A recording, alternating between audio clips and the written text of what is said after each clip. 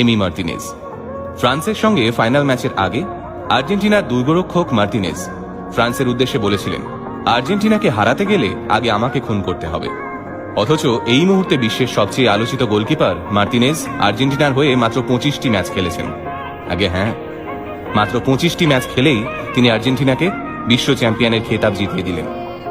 আর্জেন্টিনার হয়ে মার্টিনেজের অভিষেক হয় গত বছর, অর্থাৎ 2021 সালে। আর্সেনাল ক্লাবে জায়গা পেতে এই মার্টিনেজকে 10 বছর অপেক্ষা করতে হয়েছিল। ঠিকই শুনেছেন, 10 বছর আর্সেনালের বেঞ্চে চুপচাপ বসে থাকতেন এমি। অথচ মাত্র 17 বছর বয়সেই আর্সেনালের ইউথ টিমে জায়গা পেয়েছিলেন এমি।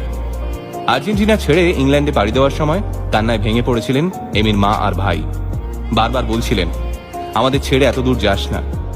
খানিকটা দূরে দাঁড়িয়ে এমির বাবাও হাউ হাউ করে কাঁদছিলেন, কিন্তু ছেলেকে আটকাননি, কারণ তিনি জানতেন তিনি এমির পড়াশোনার খরচা দিতে পারবেন না। এমিও জানত তার বাবা গরিব। বিশ্বকাপের ফাইনাল, এমবাপের ক্যারিশমায় খেলা গড়িয়ে গিয়েছে টাই ব্রেকারে। ইতিহাসের অন্যতম সেরা খেলোয়াড় লিওনেল মেসির হাতে বিশ্বকাপ উঠবে কিনা তাই নিয়ে শুরু হয়ে গিয়েছে সংশয়। 36 বছরের অপেক্ষা, ফাইনাল ম্যাচ টাই ব্রেকারে। এই ধরনের অমানসিক চাপ নিয়ে গোলের সামনে এসে দাঁড়ালেন এমি মার্টিনেজ। কিন্তু তখন তাকে দেখে কে বলবে যে তিনি আর্জেন্টিনার হয়ে মাত্র 25টি ম্যাচ খেলেছেন?